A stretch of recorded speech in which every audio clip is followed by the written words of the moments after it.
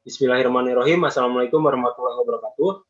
Kami dari kelompok 7 ingin mempresentasikan hasil kerja kelompok kami. Kami akan mempresentasikan berdasarkan makalah bab hukum acara perdata yang telah kami buat sebelumnya dan analisis yang telah kami analisis mengenai putusan MK, putusan nomor 15 garing PPU strip 12 garing 2014 dalam perkara pengujian Undang-Undang nomor 30 tahun 1990 tentang arbitrase dan alternatif penyelesaian sengketa terhadap Undang-Undang Dasar Negara Republik Indonesia tahun 1945.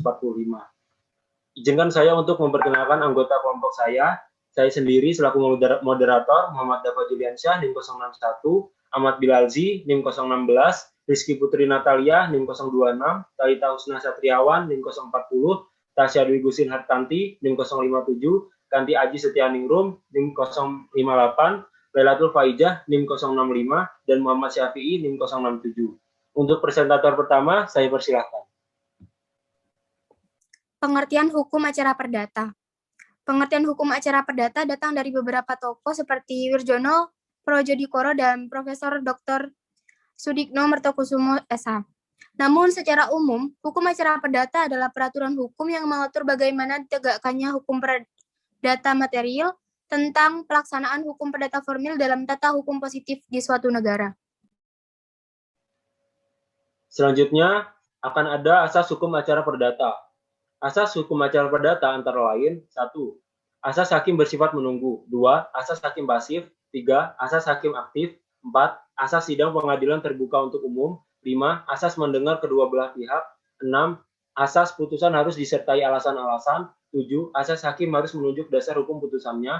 8. Asas hakim harus memutus semua tuntunan. 9. Asas beracara dikenakan biaya. Dan 10. Asas tidak ada keharusan mewakilkan. Ruang lingkup hukum acara perdata. Tahap pendahuluan. Tahap pendahuluan yaitu tahap di mana kita mempersiapkan segala sesuatunya guna pemeriksaan perkara di persidangan pengadilan. Selanjutnya yaitu tahap penentuan. Tahap ini mengenai jalannya proses diadakan pemeriksaan perkara di persidangan mulai dari pemeriksaan peristiwanya dalam jawab-menjawab, pembuktian peristiwa sampai dengan pengambilan putusan oleh hakim. Dan tahap terakhir yaitu tahap pelaksanaan. Tahap ini dikenal dengan tahap merealisasikan putusan hakim yang sudah memiliki kekuatan hukum tetap.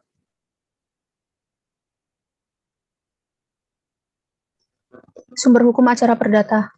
Yang pertama dari pasal 5 ayat 1 Undang-Undang Darurat 1 tahun 1951, pada pelaksanaannya hukum acara perdata pada pengadilan negeri dilakukan dengan memperhatikan ketentuan Undang-Undang Darurat. Yang kedua, pada Undang-Undang Nomor 48 tahun 2009 atau Lembaran Negara Republik Indonesia tahun 2009, Nomor 157 tentang kekuasaan kehakiman yang memuat beberapa ketentuan tentang hukum acara perdata. Yang ketiga, pada Undang-Undang Nomor 3 Tahun 2009 tentang perubahan kedua tentang Undang-Undang Nomor 14 Tahun 1985 tentang Mahkamah. Undang-Undang ini memuat ketentuan hukum acara perdata. Yang keempat, Undang-Undang Nomor 49 Tahun 2009 yang mencakup tentang peradilan umum yang mengatur susunan serta kekuasaan pengadilan di lingkungan peradilan umum. Yang kelima, jurisprudensi, termasuk sumber hukum acara perdata yang menyeragamkan hukum acara dalam perceraian bagi mereka yang tunduk pada BW. Yang keenam, adat kebiasaan hakim dalam memeriksa perkara. Pendapat Wirjono Projodikoro, adat kebiasaan yang dianut para hakim dalam melakukan pemeriksaan perkara perdata juga sumber dari hukum acara perdata. Yang ketujuh, perjanjian internasional. Terdapat kesepakatan mengadakan kerjasama dalam menyampaikan dokumen pengadilan dan memperoleh bukti perkara hukum perdata dan dagang. Yang kedelapan, doktrin atau ilmu pengetahuan. Doktrin merupakan sumber hukum acara perdata. Sumber hakim dapat menggali hukum acara perdata, tetapi doktrin ini bukanlah hukum. Yang terakhir, instruksi dan surat edaran Mahkamah Agung. Instruksi dan surat edaran tidak mengikat hakim sebagaimana undang-undang, tetapi merupakan sumber tempat hakim yang dapat menggali hukum pada materi.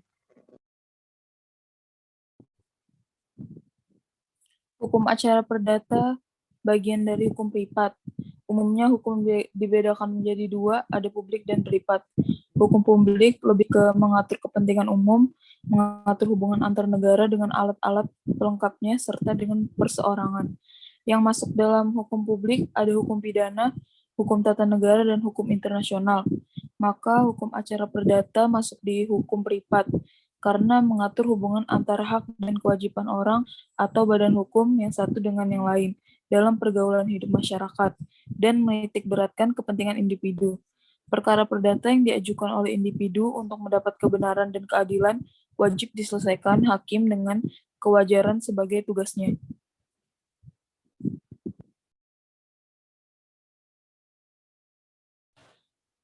Sejarah hukum acara perdata dalam hukum positif Indonesia. Hukum acara perdata yang berlaku saat ini sudah digunakan sejak zaman pemerintahan Hindia Belanda, didasarkan dengan prestis dari Gubernur Jenderal Jan Satjok Prochussen.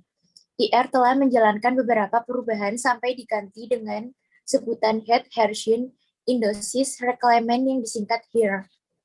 Setelah proklamasi kemerdekaan RI, HIR dan RBG masih berlaku sebagai peraturan hukum acara di Indonesia. Lalu ada hukum acara yang dianut peradilan agama.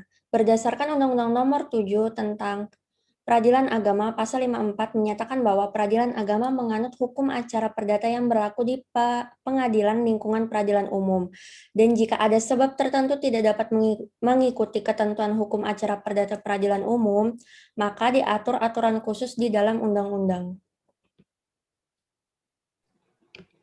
Kriteria saksi dalam hukum acara peradilan agama. Kesaksian itu bisa diterima sebagai alat bukti dengan memenuhi dua syarat kesaksian, yakni syarat formil dan syarat material. Adapun dari syarat formil yang pertama, memberi kesaksian sebenarnya kepada hakim waktu persidangan. Yang kedua, saksi tidak boleh memiliki hubungan dengan pihak yang berperkara. Yang ketiga, apabila saksi yang hadir di persidangan memiliki hubungan dengan pihak perkara, ditawarkan mengundurkan diri atau melanjutkan kesaksiannya. Yang keempat, saksi yang didatangkan minim harus 2 orang dan dikuatkan alat bukti, kecuali perzinaan. Yang terakhir, saksi harus bersumpah sebelum memberikan kesaksiannya. Nah, pada syarat material yang pertama, keterangan harus sesuai dengan yang dialami, didengar, dan dilihat sendiri oleh saksi. Yang kedua, keterangan harus sesuai dengan sumber pengetahuan yang jelas. Yang terakhir, keterangan saksi harus sesuai dengan keterangan saksi yang lainnya. Baik, kemudian akan dibahas analisis putusan MK. Kepada presentator, saya persilahkan. Nah, pada putusan nomor 15 garing PUU strip 12 garing 2014, di sini yang menjatuhkan perkara pengujian Undang-Undang Nomor 30 Tahun 1990 tentang arbitrase dan alternatif penyelesaian sengketa terhadap Undang-Undang Dasar Negara Republik Indonesia tahun 1945. Adapun dari pihak pemohon pertama yaitu Insinyur Dharana Ambar MM, pemohon kedua Dr. Andes Surjana Sulaiman, dan ketiga pemerintah. Pada kasus kronologinya bahwa berdasarkan jurisprudensi, putusan-putusan MK sebelumnya antara lain putusan nomor 005 garing PUU strip 3 garing 2005 serta sesuai dengan ketentuan Undang-Undang Nomor 12 Tahun 2011. Dengan ketentuan itu, MK berwenang untuk mengadili dan memutuskan permohonan ini. Dengan demikian, para pemohon menguji materi undang-undang itu tersebut terhadap Undang-Undang Dasar 1945. Kerugian konstitusi pemohon, adanya ketidakpastian hukum. Para pemohon ini sebagai perorangan warga negara yang berpotensi mengalami kerugian konstitusionalnya yang terkait dengan norma dan ketentuan pada penjelasan pasal 70 UU APS yang diujikan dalam permohonan ini. Nah, penjelasan pada pasal 70 UU APS Akuo telah membuat ketidakpastiannya hukum karena menimbulkan ketentuan yang berbeda dengan batang tubuh pasal yang telah memuat perubahan yang akan terselubung. Akibatnya, para pencari keadilan mengalami ketidakpastian hukum karena perbedaan pandangan hakim dalam pembatalan putusan arbitrase ini.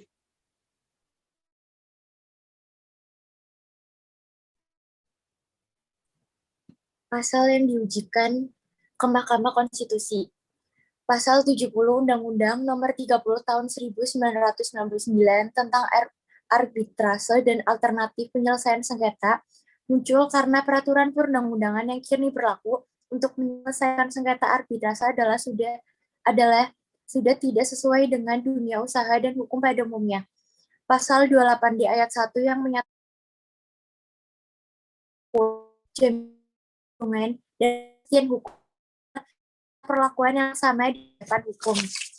Pasal Undang-Undang 1945 yang menjadi batu uji adalah pasal D.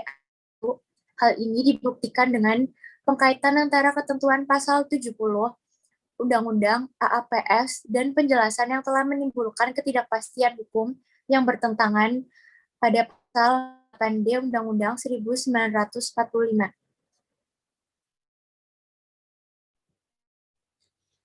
Alasan permohonan atau pokok permohonan kenapa pasal itu dianggap oleh pemohon merugikan. Karena dalam pasal 70 Undang-Undang Arbitrase dan alternatif penyelesaian sengketa ambigu yang membuat ketidakpastian hukum dan bertentangan dengan pasal 28D UUD 1945 serta menimbulkan norma baru dan memuat ketentuan yang berbeda. Lalu isi diktum mengajukan permohonan para pemohon seluruhnya karena penjelasan pasal 70 UU AAPS bertentangan dengan UUD 1945 dan tidak mempunyai kekuatan yang menghukum serta memerintahkan pemuatan putusan ini dalam Berita Negara Republik Indonesia.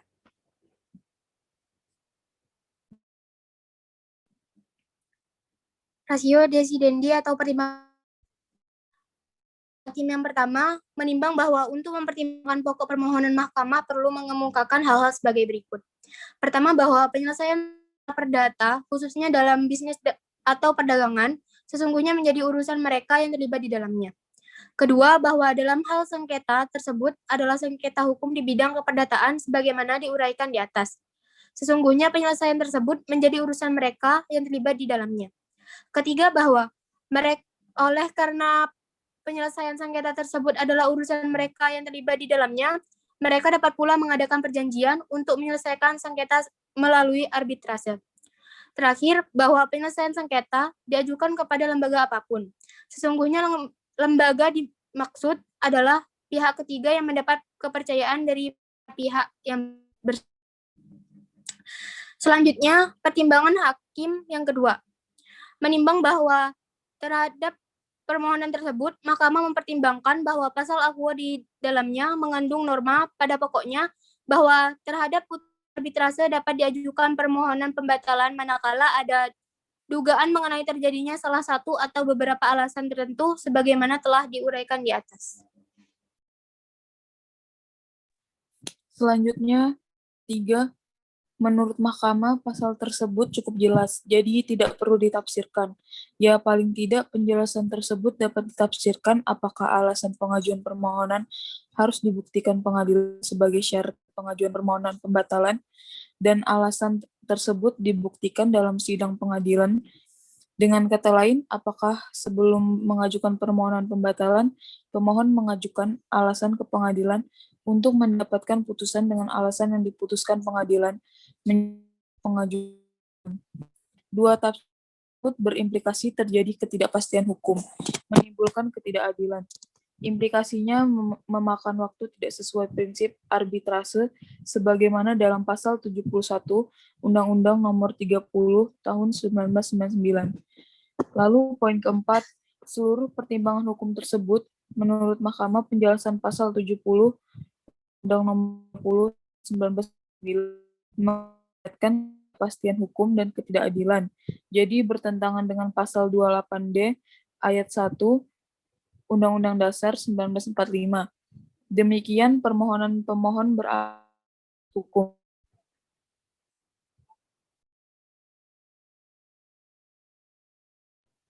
Aspek hukum acara perdata dalam putusan Mahkamah Konstitusi.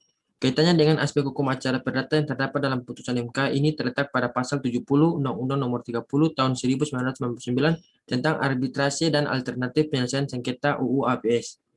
Asas-asas hukum acara perdata yang dibahas dari putusan tersebut. Yang pertama, asas hakim yang bersifat menunggu sebagaimana hakim tidak boleh menolak untuk memeriksa dan mengadilinya dengan alasan apapun yang terdapat pada Undang-Undang Nomor 48 Tahun 2009 tentang kekuasaan kehakiman. Yang kedua, putusan harus disertai alasan-alasan. Alasan-alasan atau argumentasi itu dimaksud sebagai pertanggungjawab hakim dari putusannya terhadap masyarakat, para pihak pengadilan yang lebih tinggi dan ilmu sehingga mempunyai nilai objektif. Analisis aspek acara hukum perdata. Berdasarkan hasil putusan Mahkamah Konstitusi yang menimbang bahwa seluruh pertimbangan hukum tersebut, menurut Mahkamah, penjelasan pasal 70 Undang-Undang 30 tahun 1999 telah mengakibatkan ketidakpastian ketidakadilan hingga bertentangan dengan pasal 28D ayat 1 dan dengan mempertimbangkan kepastian dan aspek bertentangannya dengan Undang-Undang NKRI tahun 1945, maka dikabulkannya permohonan para pemohon untuk seluruhnya. Selanjutnya, analisis petitum. Berdasarkan uraian, alasan, dan fakta hukum di atas, para pemohon memohon kepada Majelis Hakim Mahkamah Konstitusi untuk memutuskan 1. Mengabulkan permohonan para pemohon seluruhnya. 2. Menyatakan penjelasan nomor 399 bertentangan dengan Undang-Undang Dasar 1945. 3. Menyatakan penjelasan pasal 70 Undang-Undang nomor 30 tahun 1999 tidak mempunyai kekuatan hukum yang mengikat. Bahwa pada prinsipnya, tujuan permohonan untuk menyelesaikan kepentingan pemohon sendiri dalam rangka petitum permohonan tersebut harus mengacu pada kepentingan pemohon. Maka, sehubungan dengan itu, petitum pemohon harus benar-benar sesuai dengan acuan yang diatur dalam hukum acara perdata, yakni isi petitum merupakan permintaan yang bersifat deklaratif. Kemudian, berdasarkan putusan Mahkamah Konstitusi di atas, isi petitum pemohon sudah sesuai dengan acuan, yakni pemohon meminta agar diktum penetapan pengadilan memuat penyataan dengan kata-kata menyatakan bahwa pemohon adalah orang berkepentingan atas masalah yang dimohon. Demikian presentasi yang dapat kami sampaikan. Selanjutnya saya akan membaca kesimpulan. Hukum acara perdata adalah peraturan hukum yang mengatur bagaimana ditegakkannya hukum perdata material tentang pelaksanaan hukum perdata formal dalam hukum positif di suatu negara. Adapun asas-asas hukum acara perdata, salah satunya antara lain hakim bersifat menunggu, hakim pasif, hakim aktif, sidang pengadilan terbuka untuk umum, dan lainnya.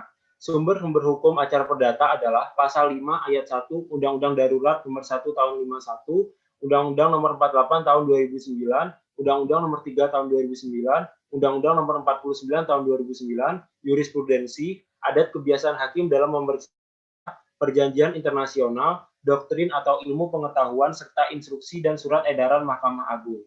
Hukum acara perdata merupakan hukum privat, karena mengatur mengenai hukum antara hak dan kewajiban orang atau badan hukum yang satu dengan yang lain di dalam pergaulan hidup bermasyarakat, dengan menitik beratkan pada kepentingan perseorangan atau individu. Sekian presentasi yang dapat kami sampaikan. Ada kurangnya kami mohon maaf. Sekian dari saya. Wassalamualaikum warahmatullahi wabarakatuh.